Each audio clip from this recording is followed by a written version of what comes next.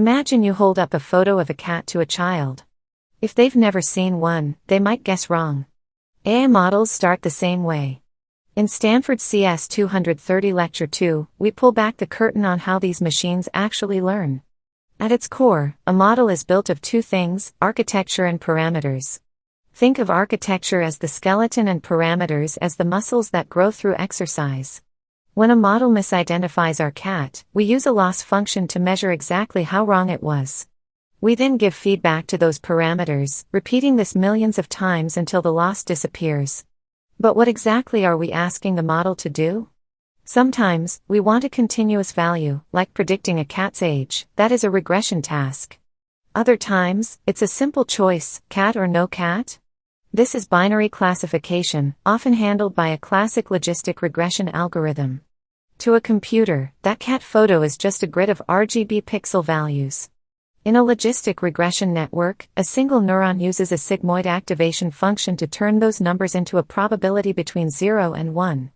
But what if the world isn't just cats and dogs? To handle multi-class classification, we expand our output layer. We use one-hot encoding vector labels like 0,1,0 to tell the model exactly which animal is which. As we add more layers, we increase model capacity, allowing the network to handle more complex patterns. Inside the interior of these neural networks, a fascinating hierarchy emerges. The first layers see simple edges, the middle layers stitch them into eyes and ears, and the final layers understand the cat itself. This journey from pixels to meaning is called encoding. These concepts power the tools we use daily.